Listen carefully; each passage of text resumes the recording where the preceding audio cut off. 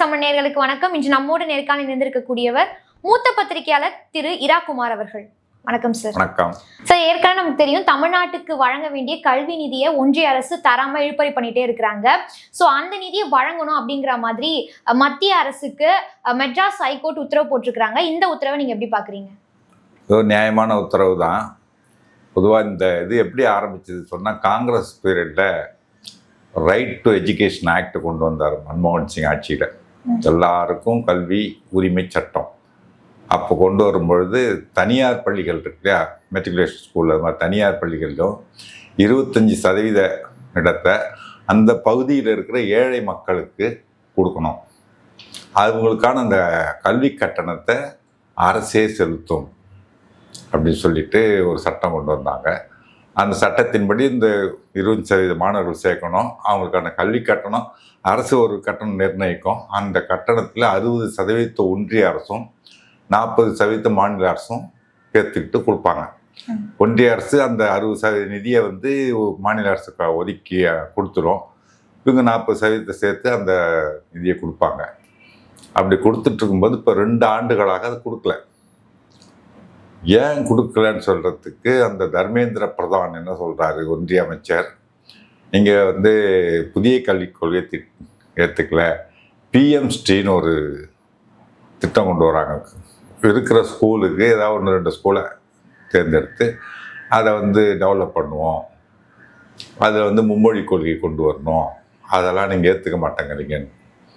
இவங்க மாநில அரசு என்ன சொல்லிடுச்சு, நாங்கள் கையெழுத்து போடுறதை பற்றி ஒன்றும் பிரச்சனை இல்லை, ஆனால் நாங்கள் ஒரு குழு அமைச்சிருக்கோம், அந்த குழு என்ன பரிந்துரை பண்ணுதுன்றதை அந்த அறிக்கையை பெற்று அதன் பிறகு தான் கையெழுத்து போடுவோம், அது வரைக்கும் போட மாட்டேன்ட்டாங்க. அது பிறகு தான் போடுவோம்னா என்ன அர்த்தம், குழு கையெழுத்து போடலாம், பிஎம்சி ஏற்றுக்கலான்னு சொன்னால் கையெழுத்து போடுவாங்க, அது நமக்கு ஒத்து வராது வேண்டான்னு சொன்னால் போட மாட்டாங்க. ஆனால் போடுவோன்னு ஒத்துக்கிட்டீங்க, முதல்ல ஒத்துக்கிட்டு லெட்டர் போட மாட்டேன்றீங்க அப்படின்னு சொல்லி அதை அந்த கடிதத்துக்கே அவங்க சொன்ன கருத்தை திருச்சி ஒன்றிய அமைச்சர் பேசுகிறார், தர முடியாது அப்படின்னு. அதனால் இப்போ என்ன, ஒன்றிய அரசு கொடுக்க வேண்டியது 40% நிதியையும் மாநில அரசே ஏற்றுக்கொண்ட சூழல். ஏற்கனவே நிதி நெருக்கடியில் இருக்கிற மாநில அரசு இதுவும் ஏற்றுக்க வேண்டியதை கட்டாயத்துக்கு. நிறைய இப்போ நிதி இப்போ 100 நாள் வேலை திட்டத்தை கூட கிட்டத்தட்ட 4000 கோடி தர வேண்டியது ஒன்றிய அரசு கொடுக்காம நிறுத்தி வச்சிருக்கு. அவங்களுக்கு சம்பளம் கொடுக்குறது பாக்கி இருக்குது. மாநில அரசு தன்னுடைய நிதியிலே கொஞ்சம் கொடுக்குது.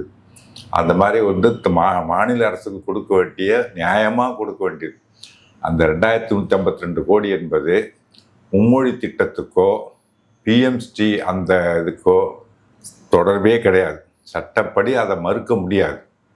இது RTE right to education actin கீழ் கொடுக்க வேண்டிய பணத்தை வேற ஒன்று புதிய கல்விக் கொள்கை ஏற்றுக்கோ, மும்மொழி திட்டத்தை ஏற்றுக்கோ, இந்திய நீ ஏற்றுக்கணும், அப்போ தான் கொடுப்பேன் அப்படின்னு சொல்கிறது சட்டவிரோதம். ஆனால் அந்த சட்டவிரோதத்தை அறிவிப்பு வெளிப்படையாக சொல்கிறார், அதை ஏற்றுக்கிட்டால் தான் கொடுப்போம்னா கொடுக்க மாட்டோன்னு. ஏற்றுக்க முடியாது, 2150 கோடி இழந்தாலும் பரவாயில்ல, மும்மொழி கொள்கையை ஏற்றுக்க மாட்டோம், எங்களுக்கு இருமொழி கொள்கை தான், எங்களுடைய கொள்கையை மாற்றிக்க மாட்டோம்னு முதலமைச்சர் சொல்கிறார். உடனே ஒன்றிய அமைச்சர் என்ன சொல்கிறாரு, வெறும் 2150 கோடி இல்லை, 5000 கோடி நீங்கள் இழக்க வேண்டி வரும் அப்படின்றார். 10,000 கோடி இழந்தாலும் ஏற்றுக்க முடியாது அப்படின்னு நம்ம முதலமைச்சர் சொல்லிட்டார். இந்த சூழலில் இப்போ உச்சநீதிமன்றத்தில் ஏற்கனவே உயர்நீதிமன்றத்தில் வழக்கு போட்டிருக்காங்க. அந்த வழக்கில் ஜிஆர் சாமிநாதனும் லட்சுமி நாராயணனும் ஒன்றிய அரசு நிதியை கொடுக்கணும், இதனால் மாணவர்கள் பாதிக்கப்படுறாங்க, ஃபீஸ் கட்டலாம் என்ன பண்ணுவாங்க, அதனால் மாநில அரசுக்கு அந்த நிதியை ஒன்றிய அரசு ஒதுக்கணும்னு சொல்லி இன்றைக்கி உத்தரவு போட்டிருக்காங்க. இந்த உத்தரவே ஒரு ஆச்சரியமான உத்தரவு தான். ஏன்னா ஜிஆர் சுவாமிநாதன் அவர்களும் லட்சுமி நாராயணன் அவர்களும் பொதுவாகவே மாநில அரசுக்கு எதிரான உத்தரவுகள் தான் நிறைய கொடுத்துருக்காங்க இது வரைக்கும். இப்போ மாநில அரசுக்கு ஆதரவாக ஒரு நியாயமான ஒரு நீதி வழங்கப்பட்டிருக்கு, தீர்ப்பு இல்லாமல் நீதி வழங்கப்பட்டிருக்கு, வரவேற்க வேண்டிய ஒன்று. சரி, இது மாதிரியான சூழ்நிலை தான் பாஜகவினுடைய அடுத்த நகர்வு என்னவா இருக்கும்? நிதி வழங்க வேண்டிய நிதியை கொடுப்பாங்களா, இல்ல அவங்க உச்சநீதிமன்றத்தை நாடி செல்வாங்களா? இப்போ நம்மளும் உச்சநீதிமன்ற வழக்கு தொடுத்துருக்கோம். மே மாதம் 20ஆம் தேதி ஒரு வழக்கு தொடுத்துருக்கோம், இந்த நிதியை கொடுக்கறதுக்கு உத்தரவிடணும்னு சொல்லிட்டு. அவங்க அவசர வழக்காக விசாரிக்கணும்னு சொல்லி கேட்டதுக்கு உச்சநீதிமன்றம் ஒத்துக்கலை. எப்போ இருந்து பணம் கொடுக்கல, 2 வருஷமாக கொடுக்கல, ஏன் இப்போ வரல, நீங்கள் லேட்டாக வரீங்க, அதனால் நாங்கள் வந்து உடனே ஏற்றுக்க முடியாது, அவசர வழக்க விசாரிக்க முடியாது, கோடை விடுமுறைக்கு பிறகு தான் விசாரிப்போம் அப்படின்னு ஜூலை 13ஆம் தேதி தான் திரும்ப கோடை விடுமுறை முடிஞ்சு உச்சநீதிமன்றம் திரும்ப இது பண்ணுது. விடுமுறை கால பொருட்களை விசாரிக்க முடியாதுன்னு சொல்லிட்டாங்க. ஆனால் ஜூலை 13 வைப்பாங்க. அந்த வழக்கில் என்ன தீர்ப்பு வருதுன்னா, இப்போ உச்சநீதிமன்றத்துக்கு அவங்க அப்போ மேல்முறையீட்டு போகணுன்னு கூட அவசியம் இல்லை. உயர்நீதிமன்ற தீர்ப்பு ஏற்றுட்டு ஒன்றிய அரசு கொடுக்கலாம். கொடுத்துட்டா அவங்க கொடுத்துட்டாங்கன்னு சொல்லி நம்ம வழக்கில் வந்து உச்சநீதிமன்றத்தில் சொல்ல போகிறோம். அதுலேயும் கொடுக்கலன்னா அந்த வழக்கு இருக்குது, அதுலேயே ஒரு அவங்க மேல்முறையீட்டு போகணுன்னு கூட அவசியம் இல்லை. நம்மளே போயிருக்கோம், உச்சநீதிமன்றத்துக்கு வழக்கு போயிருக்கோம். சார், தொடர்ந்து பிரதமர் மோடி பார்த்தீங்கன்னா இந்த ஃபண்டை வச்சு அரசியல் பண்ணிட்டு இருக்கிறாரு. இந்த அரசியல் நீங்கள் எப்படி பார்க்குறீங்க? அது எப்பவுமே வந்து பொதுவாகவே வந்து மாநில அரசுகளுக்கு போதிய நிதிகளை வந்து எந்த அரசாக இருந்தாலும் சரி, ஒன்றியத்தில் காங்கிரஸ் அரசாலும் சரி, இது பாஜக அரசாலும் எந்த அரசாலும் மாநிலங்களுக்கு போதிய நிதி கொடுக்கறது கிடையாது. கேட்குற நிதி கொடுக்க மாட்டாங்க. அது இப்போ பாஜக அரசு வந்த பிறகு ரொம்ப மோசம். பாஜக அல்லாத இல்லை அவர்களுக்கு சேவகம் செய்யக்கூடிய ஒரு அரசு அல்லாத, அவங்க சொல்கிறத கேட்குறது, எதை சொன்னாலும் தலையாட்டுற ஒரு அடிமையாக இருக்கக்கூடிய அரசுகளுக்கு கொடுப்பாங்க. மற்ற மாநில அரசுகளுக்கு அவங்க நிதி கொடுக்கறது கிடையாது. ஆளுநரை வச்சு குடைச்சல் கொடுக்கறது, தேர்ந்தெடுக்கப்பட்ட அரசு வந்து செயல்பட விடாமல் தடுக்கிறது, இது போன்ற செயல்களில் ஒன்றிய அரசு தொடர்ந்து செயல்பட்டுருக்கு. காங்கிரஸும் இந்த தப்புலாம் பண்ணியிருக்கு. நிதி திணிப்பு, அது மாதிரியான நிதி கொடுக்காம இருக்கிறது தப்புலாம் பண்ணியிருக்கு. ஆனால் வந்து கொஞ்சம் பயந்து செய்வாங்க. இந்த ஜனநாயகத்துக்கு உட்பட்டு தவறு செய்யும் காங்கிரஸ். நீதிமன்றம் என்ன சொல்லும், எதிர்கட்சி என்ன சொல்லும், மக்கள் என்ன நினைப்பாங்க, கொஞ்சம் யோசிப்பாங்க. யோசித்து தவறு கொஞ்சமாக பண்ணுவாங்க. இப்போ இருக்கிற ஒன்றிய பாஜக அரசு பஞ்சமா பாதகத்தை செய்ய துணிந்த ஒரு அரசு. நீதிமன்றம் என்ன சொல்றதை பற்றி கவலைப்பட மாட்டாங்க, மக்கள் என்ன சொல்லுவாங்க கவலைப்பட மாட்டாங்க, எதை பற்றியும் கவலைப்படாமல் தான் நினைச்சது தான் செய்வேன்னு சொல்லிட்டு அந்த மாதிரி எதுக்கு பற்றியும் கவலைப்படாமல் செய்யக்கூடிய ஒரு அரசு ஒன்றியத்தில் இருக்குது.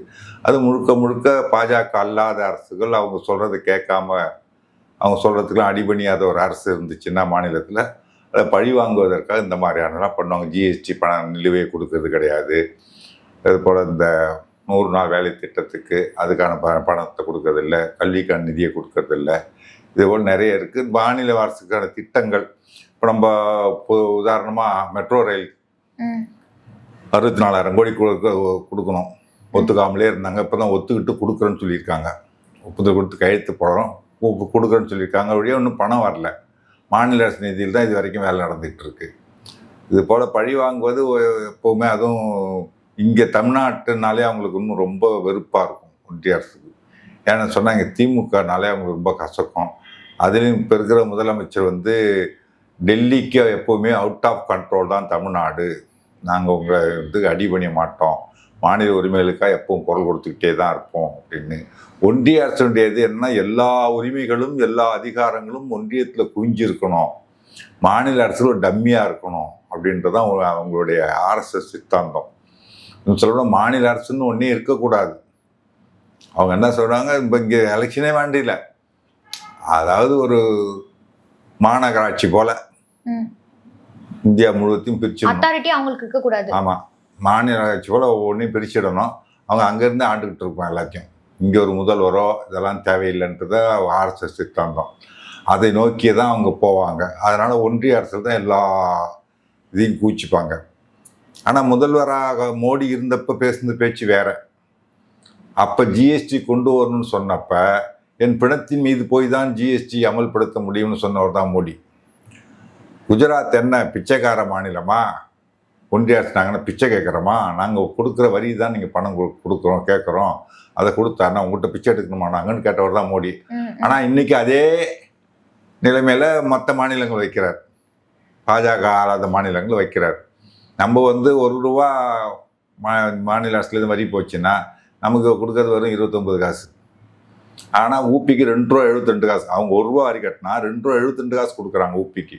ஏன்னு கேட்டால் அவங்க வளராத மாநிலம் அப்படின்னு. நம்ம வளர்ந்தது தப்பா? அப்போ நம்ம வந்து அதே தான் எல்லா இடத்துலையும் அப்படித்தான். ஏன்னா மக்கள் தொகை அடிப்படையில் பார்த்தா உங்களுக்கு கம்மி, ஊப்பி மக்கள் தொகை வந்து அதிகமாக 20 கோடி பேர் இருக்காங்க அப்படின்னா அவங்க வந்து மக்கள் தொகையை கட்டுப்படுத்த தவறிட்டாங்க. குடும்ப கட்டுப்பாட்டு திட்டத்தை தீவிரமாக பிரச்சாரம் பண்ணி கொண்டு வந்திருக்கணும், மக்கள் தொகை கட்டுப்படுத்தியிருக்கணும். கட்டுப்படுத்தாத அவங்க தவறிட்டாங்க. நம்ம அதை சிறப்பாக செயல்படுத்தி மக்கள் தொகை கட்டுப்படுத்தியிருக்கோம். அதுக்கு பரிசு இன்றைக்கி இல்லை, அது கலைஞர் காலத்துலேருந்தே இருக்குது. நாங்கள் மக்கள் குடும்ப கட்டுப்பாடு திட்டத்தை சிறப்பாக செயல்படுத்தி எங்களுக்கு பரிசு நிதி குறைப்பா அப்படின்ட்டு 41% வந்து வரி பகிர்வு கொடுக்கணும்னு சொல்லியிருக்காங்க. ஆனால் கொடுக்குறது 33% தான். 50% கொடுங்கன்னு கேட்குறோம். வரி பகிர்வு நம்ம மாநில அரசு கொடுக்குற வரியில் 50% எங்களுக்கு கொடுத்துருங்கன்னு சொல்லி அவங்க 41 தான் சொல்லியிருக்காங்க. அதுக்கே வந்து 33 தான் கொடுக்குறாங்க, 41 கொடுக்கறது இல்லை. ஒன்றிய அரசு எப்பவுமே இந்த மாதிரி தான் வந்து, அதுவும் அவங்க ஆளாத மாநிலங்களில் அவங்க பழி வாங்குவாங்க. இப்போ ஆளவே முடியாதுன்ற மாநிலம் தமிழ்நாடு. பாஜக கால் ஊன்றவே முடியாது அப்படின்னு இருக்கும்போது இன்னும் வந்து எல்லா மாநிலத்திலையும் நம்ம வந்து கணக்கே தவங்க அப்படி இல்லையே, ஒன்றுமே பண்ண முடியல. மக்கள் நமக்கு எதிராக வாக்களிச்சிட்டு இருக்காங்க. நம்ம கொள்கை எதையும் ஏற்றுக்க மாட்டேங்கிறாங்க. நம்ம சித்தாந்தத்துக்கு எதிரான ஒரு சித்தாந்தம் அந்த மாநிலத்தில் வேறுன்ட்டு இருக்குது. அதை வந்து பொறுத்துக்க முடியாமல் அவங்க வந்து தொடர்ந்து நமக்கு நிதியெல்லாம் கொடுக்காம குடைச்சல் கொடுக்கறது தான் மாநில அரசுக்கு. குடைச்சல் கொடுத்து செயல்படாமல் தடுக்கிறது. ஒரு மக்களால் தேர்ந்தெடுக்கப்பட்ட ஒரு அரசை ஒரு ஆளுநரை வச்சு குடைச்சல் கொடுத்து செயல்படாமல் விட்டு கோர்ட்டுக்கு போய் ஒரு 10 மசோதாக்களுக்கு கோர்ட்டு வந்து ஒப்புதல் கொடுக்குற நிலைமைக்கு ஆகி அதன் பிறகும் அந்த ஆளுநரை வந்து மாற்றாமல் இருக்காங்கன்னு வச்சுக்கோங்க. அப்போ எவ்வளோ ஒரு வன்மத்தோட ஒன்றிய அரசு செயல்படுதுன்னு புரிஞ்சுக்கலாம். சரி, இப்போ நீங்க நிறைய அடுக்கடுக்கா சொன்னீங்க. அதாவது ஆளுநரை வச்சு குடைச்சல் கொடுக்குறாங்க, கல்விக்கான நிதி வழங்கல அப்படிங்கிற பல குற்றச்சாட்டுகள் வைக்கிறீங்க, மக்களுக்கு எதிராக செயல்படுறாங்கன்னு சொல்றீங்க. அப்படி இருக்கும்போது எப்படி சார் இங்க வந்து எங்களுக்கு வாக்களிங்கன்னு அவங்க கேட்குறாங்க பாஜக? அதுதான் கேட்குறாங்க. அவங்களுக்கு எப்படியோ இன்னும் தமிழ்நாட்டு மக்களை பற்றி அவங்க இன்னும் புரிஞ்சிக்கல.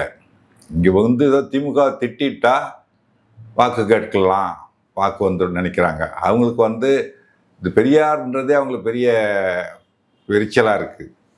பெரியார் பேரை கேட்டாலே அலர்ஜியாக இருக்குது. ஏன்னா பெரியாருடைய வந்து கடவுள் இல்லைன்றாரு, எல்லாரும் சமம்ன்றாரு, பெண்கள் படிக்கணுங்கிறாரு, ஜாதி வேறுபாடு கிடையாது, எல்லாரும் படித்து மேலே வரணுன்றாரு. அந்த மாதிரி சொன்னதால தான் பெண்கள் தான் அதிகமான அளவு பெண்கள் படித்து வர்றது தமிழ்நாட்டில் தான். அதிகமாக பிஹெச்டி பண்ணுறவங்க தமிழ்நாட்டில், அதில் பெண்கள் அதிகமாக பிஹெச்டி பண்ணுறது தமிழ்நாட்டில் தான். இந்திய எல்லா மாநிலத்தை விடுவோம். தமிழ்நாட்டில் பெண்கள் அதிகமான அளவு பெண்கள் வேலைக்கு போகிறதும் தமிழ்நாட்டில் தான். பெண்கள் பொருளாதார சுதந்திரம் பெற்றிருக்காங்க, அவங்களுக்கு உரிமை பெற்றிருக்காங்க. ஆண்களுக்கு சமமாக இன்றைக்கி பெண்கள் மேலே வந்துட்டுருக்காங்க. இன்னும் சொல்லப்போனால் இப்போ 10th +2 ரிசல்ட்லாம் பார்த்தா இப்போ ஆண்கள் மாணவர்களோட மாணவிகள் தான் அதிகமாக வெற்றி பெறாங்க, தேர்ச்சி பெறாங்க, அதிகமாக மதிப்பெண் எடுக்கிறாங்க. அந்த மாதிரி பெண் கல்வி, பெண் விடுதலை இதெல்லாம் நம்ம வந்து ஆதரிக்கிறோம். அவங்களுக்கு வந்து பெண்கள் படிக்கக்கூடாது, பெண்கள் வீட்டுக்குள்ளே இருக்கணும், சீக்கிரத்தில் கல்யாணம் +2 முடிச்சா கல்யாணத்தை பண்ணி கொடுத்துடணும். இப்போ ஜிஆர்னு சொல்லுவாங்கள்ல, +2 முடித்த உடனே நம்ம அடுத்து மேற்கு உயர்கல்விக்கு கல்லூரி கல்விக்கு போகிறவங்க அந்த சதவீதம் பார்த்தீங்கன்னா நம்மளது வந்து கிட்டத்தட்ட 50%, 52% நம்ம வந்து இப்போ ஜிஆர் ரேஷியோ இருக்குது. ஆனால் மற்ற தேசிய சராசரி என்ன தெரியுங்களா, 25.16% தான். நம்மளதில் பாதி தான் அவங்க வந்து இருக்குது தேசிய சதவீதம். அப்போ என்ன ஆகுது, நம்ம தேசிய சராசரியை விட நம்ம 2 மடங்கு அதிகமாக இருக்கோம். புதிய கல்விக்குடைய இலக்கு என்னன்னு சொன்னால் 2035ஆம் ஆண்டுக்குள்ள இந்த 25 புள்ளியே இருக்குல்ல, அதை வந்து 50% உயர்த்தது தான் புதிய கல்வி இலக்கு. நம்ம ஏற்கனவே 50 தாண்டிட்டோம். அப்போ நாங்கள் புதிய கல்விக் கொள்கை எதுக்கு, நாங்கள் உன்னோட சிறப்பாக செயல்பட்டு இருக்கோம் இருக்கிற கல்விக் கொள்கையை வச்சு. நீ வந்து ஒரு புதிய கல்விக் கொள்கையை கொண்டு வந்துட்டு இதை படி, அதாவது எம்ஏ படிச்சுட்டு நான் பார்த்து 8ஆம் கிளாஸ் ஃபெயில் ஆனவன் நான் சொல்கிறபடி படி நீ முன்னுக்கு வந்துடலான்னா எப்படி இருக்கும்? அந்த மாதிரி ஒன்றிய அரசு நம்மகிட்ட அதை சொல்லிட்டு இருக்கு. அவங்களுக்கு வந்து இந்த சனாதனத்தில் அந்த சித்தாந்தம் தான் அவங்களுக்கு, அதுதான் ஆர்எஸ்எஸ் சித்தாந்தம். அதை அமல்படுத்துவது தான் பாஜகவுடைய அரசினுடைய வேலை. அதுக்காக அந்த மாதிரி படிக்கக்கூடாது. கீழே இருக்கிறவன் ஏழைகள், கீழே இருக்கிறவன் தாழ்த்தப்பட்டவன், ஒடுக்கப்பட்டவன் படிக்கக்கூடாது. ஏன் அதனால புதிய கல்வி என்ன சொல்லுது, 3ஆம் கிளாஸ் படிக்கும் போகிறவனுக்கு அரசு தேர்வு நடத்தணும், 5வது வகுப்பு படிக்கிறவனு அரசு தேர்வு நடத்தணும், 8வது வகுப்பு படிக்கணும் அரசு தேர்வு. அரசு தேர்வு நடத்தினா என்ன ஆகும், 8வது வரைக்கும் நம்ம வந்து ஆல் பாஸ் சொல்கிறோம், எல்லாருக்கும் ஆல் பாஸ். கலைஞர் தான் அதை கொண்டு வந்து 8வது வரைக்கும் முதல்ல கொண்டு வந்து, அப்புறம் ஒன்றிய அரசு ரைட் டு எஜுகேஷனில் அதை கொண்டு வந்தது, 8வது வரைக்கும் பாஸ் போடணும்னு. கலைஞர் ஏன் கொண்டு வந்தாருன்னா, லைசன்ஸு டிரைவிங் லைசன்ஸ் வாங்கணும்னா 8வது பாஸ் பண்ணிருக்குன்னு சொல்லிவிட்டாங்க. ஒன்றிய அரசு ஒரு உத்தரவு போட்டுச்சு. இவன் படிக்கல, 5வது 6வது படித்தவன் ஏதாவது ஒரு லைசன்ஸ் வாங்கி ஒரு கார் ஓட்டி ஒரு டிரைவர் வேலைக்கு போயாச்சும் படிச்சுக்குவான். அதையும் கெடுக்கிற மாதிரி இருக்கேன்னு சொல்லிவிட்டு 8வது வரைக்கும் ஆல் பாஸ் போடுனார். அவன் ஏதோ ஒரு டிரைவிங் லைசன்ஸ் வாங்கி ஒரு தொழில் செஞ்சுக்கலாம்ல, அது பண்ணார். இவங்க என்ன பண்ணுறாங்க, 3ஆவதுல 5ஆவதுல 3ஆம் கிளாஸில் அவனுக்கு என்னங்க தேர்வு தெரியும், அது அரசு தேர்வு நடத்துகிறான். அந்த குழந்தை என்ன பண்ணும், ஃபெயில் ஆகிடுச்சுன்னா கிராமங்கள் என்ன பண்ணாங்க, ஃபெயில் ஆகிட்டா மேற்கொண்டு படிக்க வைக்க மாட்டாங்க. ஃபெயில் ஆகிட்டப்போ நீ வயல்வெளிக்கு போ, மாடு வைக்க போ அப்படின்னு வேலைக்கு அனுப்பிச்சி விட்ருவாங்க. அப்போ என்ன, அது இடைநிற்றல் அதிகமாகும். அதேமாரி 3ஆவதுலேயே நீங்கள் ஃபில்டர் பண்ணுறீங்க, 5ஆவதுல ஃபில்டர் பண்ணுறீங்க, 8ஆவதுல ஃபில்டர் பண்ணிங்கன்னா என்ன ஆகும், இடைநிற்றல் அதிகமாகும். நிறைய பசங்க வந்து படிக்கிறது கட்டுவிடும். அதுவும் குறிப்பாக பெண்களை வந்து படிக்க அனுப்பவும் மாட்டாங்க ஃபெயில் ஆகிட்டா கிராமங்களில். அப்போ வந்து பள்ளி படிக்கிறவங்களுடைய சதவீதம் குறைஞ்சி போகும். அதை படிக்கிறத விடாமல் தடுக்கிறதுடைய நோக்கம்தான் ஒன்றிய அரசுடையது. அதே மாதிரி பார்த்தா இந்த விஸ்வகர்மா திட்டம்னு கொண்டு வந்திருக்காங்க. அதில் என்ன ஆச்சு, 17 வயசு ஆகிட்டா போதும், அவன் 1,50,000 2 லட்சம் கடன் கொடுக்குறேன், நீ தொழில் தொடங்கி கற்றுக்கிட்டு தொழில் தொடங்கி உனக்கு பயிற்சி கொடுக்குறோன்றாங்க. என்ன தொழில், கூட முடியாது, செருப்பு தைக்கிறது, முடி வெட்டுறது, இந்த மாதிரி. ஆனால் இப்போ என் பையன் போய் கேட்டால் கொடுக்க மாட்டாங்க. நான் ஒரு செருப்பு கடை வைக்கிறேன், செருப்பு உற்பத்தி வைக்கிறேன், எனக்கு லோன் கொடுன்னா கொடுக்க மாட்டாங்க. உங்கள் அப்பா பாட்டை இந்த தொழில் செஞ்சாங்களாம் கேட்பாங்க. அப்போ குலத்தொழிலை ஆதரிக்கிறாங்க. அவனுக்கு அவர் ஆசை காட்டி கடன் வாங்கி தொழில் தொடங்கலான்ற ஆசை காட்டி அவன் படிக்க +2க்கு மேலே அவன் படிக்கிறதை கெடுக்கிறாங்க. இந்த மாதிரி படிக்க விடாமல் பண்ணி குலத்தொழிலுக்கு அனுப்புறது தான் ஒன்றிய அரசுடைய நோக்கம். சார், நம்ம இவ்வளோ பேசினாலுமே இப்போ ரீசெண்டாக நடந்த பாஜக நிர்வாகிகள் கூட்டம் மதுரை நடந்தது இல்லையா, அப்போ அமித்ஷா அவர்கள் என்ன சொல்லியிருக்காருன்னு பார்த்தீங்கன்னா, மக்களுக்கான எல்லா விஷயத்தையும் நாங்கள் கரெக்டாக தான் பண்ணிட்டு இருக்கோம், நிதி கூட நாங்கள் கரெக்டாக கொடுக்குறோம், திமுக தான் ஊழல் பண்ணுறாங்கன்னு சொல்றாரு. போய் தானே அவங்கள முதலீடே. நான் என்ன சொல்கிறேன், திமுக ஊழல் பண்ணு சொல்கிறீங்கல்ல, உங்கள்கிட்ட அதிகாரம் இருக்குல்ல, வழக்கு போடுங்க, போடலாம்ல. வழக்கு போட்டு கெடுக்கிறது, வழக்கை நடத்தி சார்ஜ் ஷீட் ஃபைல் பண்ணுங்கள், குற்றப்பத்திரிகை தாக்கல் பண்ணுங்கள், வழக்கு விசாரணை விரைவுபடுத்தி தண்டனை கொடுங்க. இப்போ இடின்னு ஒன்று வச்சுருக்கீங்களா, எங்கே வேணாலும் போடலாம்ல, பண்ண வேண்டியதானே. சும்மா வாயால் சொல்லிட்டு போயிட்டேன்னா, ஊழல் மொத்த உருவமே பிஜேபி. அந்த பிஎம் கேர்ஸும் எலக்ட்ரல் பாண்ட் 2 போதும் பிஜேபி சட்டப்பூர்வமாக ஊழல் பண்ணது. கொரோனா பீரியடில் அவன் கஷ்டப்பட்டு செத்துக்கிட்டு இருக்கான். அந்த நேரத்தில் பிஎம் கேர்ஸ்னு ஒன்று தொடங்கி இதுக்கு வந்து மக்களுக்கு இது பண்ணுறதுக்காக பணம் கொடுங்க அப்படின்னு சொல்லி மோடி படத்தை போட்டு விளம்பரம் பண்ணுறாங்க. பிரதமர் படத்தை போட்டு எல்லாரும் வந்து அரசுடைய அமைப்பு தான் ஃபண்டு போட்டிருக்க நிதி தொடங்குறாங்கன்னு சொல்லி டாட்டா 1500 கோடி கொடுத்தார். அரசு நிறுவனங்கள் பார்த்திங்கன்னா அதில் அந்த பணத்தில் அரசு நிறுவனங்கள் இருக்குல்ல, செயிலு, கோல் இண்டியா, அந்த மாதிரியான அரசு தொழிற்சாலைகள், தொழில் நிறுவனங்கள் இருக்குல்ல, அவங்க மட்டும் 56% பணம் அரசு நிறுவனம் கொடுத்தது. அரசு நிறுவனத்தினுடைய சிஎஸ்ஆர் ஃபண்டெல்லாம் அதுக்கு வாங்கிக்கிட்டாங்க. அரசு ஊழியர்கள்லாம் ஒரு நாள் சம்பளம் கொடுத்துருக்காங்க. இவ்வளோ பேர் தனியார்கள் கொடுத்துருக்காங்க. இவ்வளோ பணத்தையும் வாங்கிக்கிட்டு அந்த பணம், அவ்வளோ பணம் வாங்கினீங்களே, என்னையா பண்ணீங்க, எவ்வளோ வந்துச்சு, என்ன செலவு பண்ணீங்கன்னு கேட்டால் ரைட் டு ஆக்ட், இது தகவல் உரிமை சட்டத்தில் போட்டு கேட்டால் அதெல்லாம் நாங்கள் சொல்ல மாட்டோம். ஏன் சொல்ல மாட்டீங்கன்னா, அது தனியார் அறக்கட்டளை, அதுக்கும் அரசுக்கும் சம்பந்தம் கிடையாது, தனியார் அறக்கட்டளைன்னு. அப்போ எப்படி அரசு நிறுவனத்துலேருந்து பணத்தை நீ வாங்கின? 12,000 கோடி என்ன ஆச்சுன்னு தெரியல. அது ஊழல் இல்லையா? தேர்தல் பத்திரம் யாருக்கு கொடுத்தான்னு தெரியாது. கொடுத்தோன்னு சொல்ல வேண்டிய, வாங்கணும்னு சொல்ல வேண்டியில்லை. அது உச்சநீதிமன்றம் தலையில் அடித்து அது சட்ட விரோதம்னு சொல்லி தீர்ப்பு கொடுத்து, அது ஒன்றும் போதாதான், வெக்கமாக இல்லை. இப்போ ஒரு உச்சநீதிமன்றத்தில் போய் குட்டு வாங்கிட்டு வர்றதுக்கு இவ்வளோ பெரிய அசிங்கத்தை பண்ணியிருக்கோம். நிதி வாங்கிக்கிட்டு ஈடியை விட்டு மிரட்ட வேண்டியது, ரைடு விட்டு அவன் உடனே அடுத்தது 300 கோடி 500 கோடிட்டு நிதி கொடுப்பான் எலக்ட்ரல் பாண்டு, அதோட அவனை விட்டுற வேண்டியது. Right sir. அப்போ பாஜக வந்து தொடர்ந்து தவறுகள் பண்றாங்கன்ற மாதிரி தான் நீங்க சுட்டி காட்டுறீங்க. அப்படி இருக்கக்கூடிய சமயத்துல இந்த மாதிரி நிதி வழங்காம இருக்கிறது இதெல்லாமே மக்கள் மத்தியில பாஜகவுக்கு வந்துட்டு ஒரு ஈர்ப்பை கம்மி பண்ணாதா? நம்ம தமிழ்நாட்டில் இருக்கிற அளவுக்கு அரசியல் விழிப்புணர்வு மற்ற வட மாநிலங்களில் இல்லை. தென் மாநிலங்கள் ஓரளவுக்கு அதிகம், அது தமிழ்நாட்டில் ரொம்ப அதிகம். அதனால தான் இங்கே அவங்க காலை ஓட்ட முடியல தென் மாநிலங்களில் பெருசாக. வட மாநிலங்களில் வந்து விழிப்புணர்வு இல்லாததுனால அதை பயன்படுத்திக்கிட்டு அங்கே ஓட்டு வாங்கிடுறாங்க. மத உணர்வை தூண்டி விட்டு ஓட்டு வாங்குறாங்க. அப்ப திமுக இது எவ்வளவு பெரிய பிளஸ்ஸா இருக்கும்னு நினைக்கிறீங்க? அனுதாபம், அதாவது மக்கள் மத்தியில அனுதாபம் தேவை. நிச்சயமா அந்த ஆளுநர் வந்து இது மாதிரி மசோதா ஒப்புதல் கொடுக்கல அப்படின்னு சொன்ன உடனே உச்சநீதிமன்றத்துக்கு போய் வழக்கு தொடுத்து 9 மசோதா கொடுத்தாங்கல்ல, அப்போ வந்து எவ்வளவு பெரிய செல்வாக்கு ஓடிச்சு. இந்த ஆளுநர் பண்ணுறது பூரா அநியாயன்றது மக்கள். அதனால தான் முதலமைச்சரே என்ன சொல்கிறாரு, இந்த ஆளுநரே இருக்கட்டும், எங்களுக்காக அவர் பிரச்சாரம் பண்ணுறாரு, எங்களுக்கு தேர்தல் ரொம்ப ஈஸியாக வெற்றி பெற்றுடும் எளிதா அப்படின்றாருன்னா, அந்த அளவுக்கு அவங்க பண்ணுற அட்டூழியம் பண்ணுறாங்கன்றது மக்களுக்கு தெரியுது தமிழ்நாட்டில்.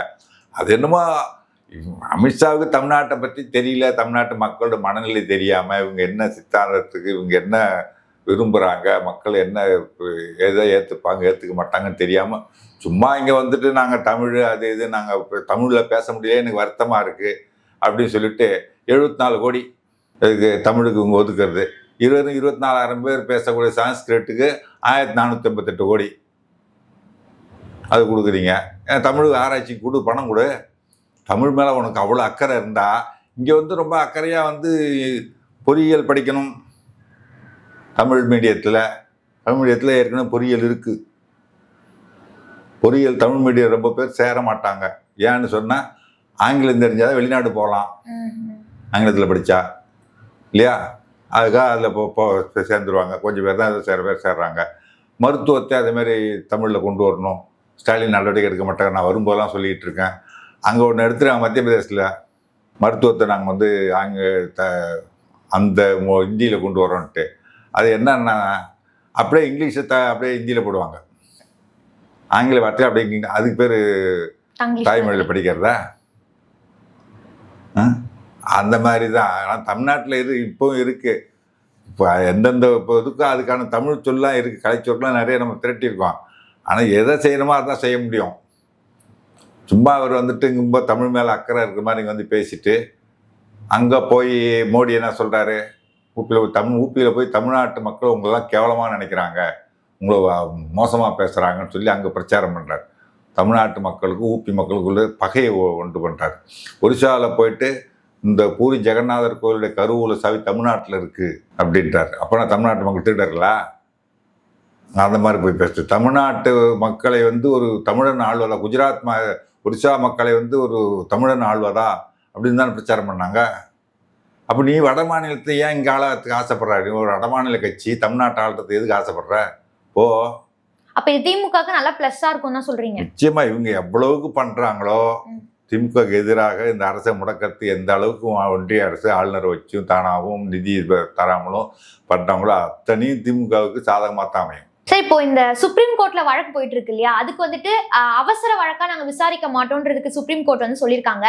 அந்த விஷயத்துல பாமகவை சேர்ந்த அன்புமணி ராமதாஸ் அவர்கள் என்ன சொல்லியிருக்காங்க பாத்தீங்கன்னா, இந்த விவகாரத்துல திமுக கோட்டை விட்டுருச்சு அந்த மாதிரி பேசியிருக்காங்க. இதை பத்தி என்ன நினைக்கிறீங்க?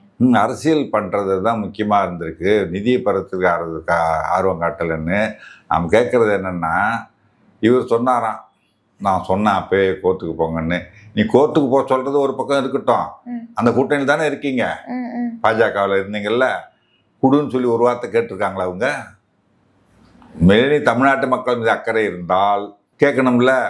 இவருக்கு என்ன பிரச்சனை? நம்ம மேலே வழக்கு பாஞ்சிடாமல் இருக்கணும், போதும். அதுக்காக பாஜகவோட இருக்காங்க.